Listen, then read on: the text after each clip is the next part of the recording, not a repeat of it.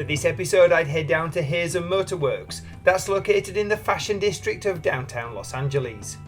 Here on a busy street and up on the first floor is located a workshop where gorgeous custom machines are created. So let's go and catch up with the man behind it all, chat about his latest machine, and then of course, ride it. So Max, where are you from? New York. New York. What brings you to sunny California? A girl.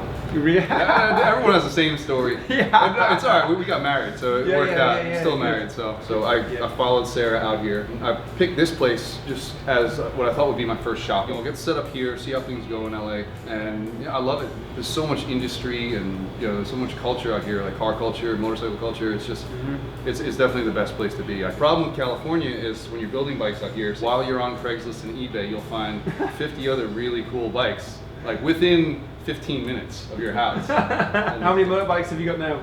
I think I've got 14 actually. There's gonna be a bunch for sale soon. I've got one in the guest bedroom, and luckily Sarah's very supportive of what I do, so thanks Sarah. I haven't sold one yet, so there you go. Yeah. Motorcycles are hard to get rid of and they're really easy to acquire.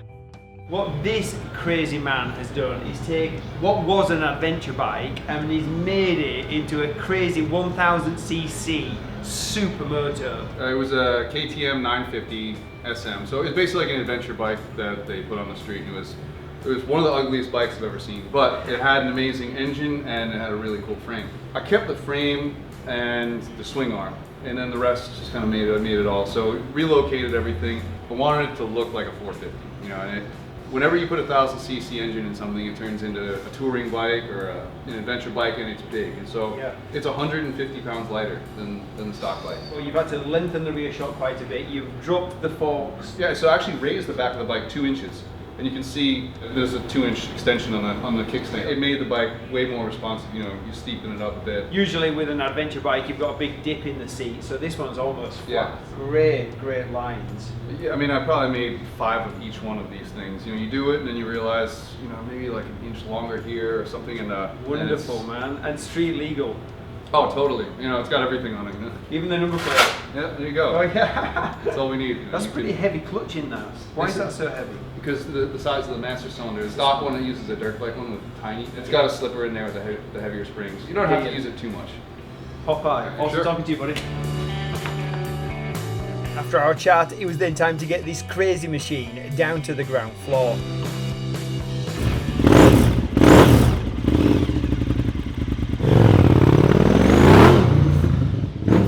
Did you see that?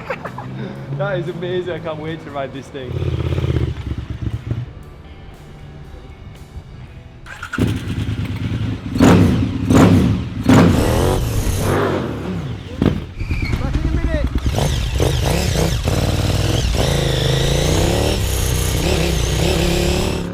Wow, first opening of the throttle and then jumping on the brakes is utterly wild. Oh boy, this is gonna be fun.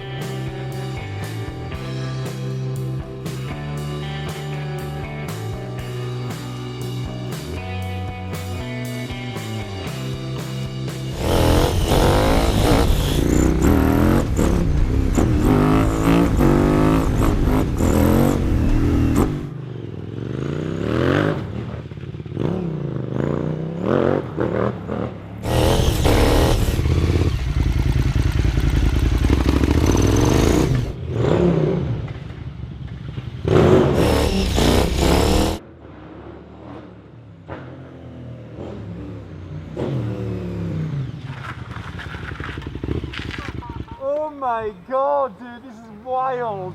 Crazy fun. Yeah, once you get going on it. Oh man, I feel like I'm just running from the law all the time.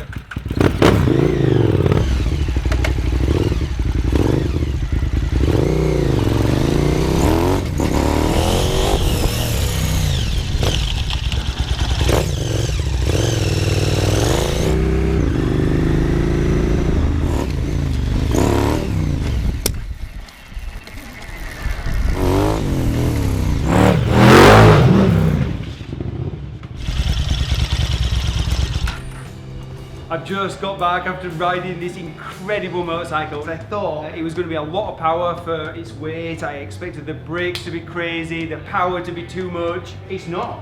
Oh my god, this is so much fun. I've got sweat and I've only been around the block. It is mental, it's so wild. Even though it's ferocious in so many ways, the bike itself, you're just able to crawl all over it and feel in control. You can slide her into corners. Every time I touched that throttle, man, the front wheel was in the air without even me wanting to wheel it. This thing wheelies by itself. Man, it's mental. You can ride at like 80 miles an hour on the freeway and it's not even breaking a sweat. I hadn't let you ride it yet, and I was like, you know what, as soon as he gets on this thing, he's gonna be smiling. Yeah. The first time I rode it, I was like, ooh man, I did it. This is incredible. Well done, buddy. That was amazing. Thank you. Yeah, I can't wait to ride your next one. There's no clean way to eat this. This is early in the day, so my fingers are pretty clean. So usually they're black. I get on these bikes, man, I'm like a bear on a tricycle. I wanted to see what it'd be like to build something that looked and felt like this, but you know, with 120 horsepower. You know. Of course. I forgot we had no sensor on there. No foot sensor. Yeah, well, at least we can edge that.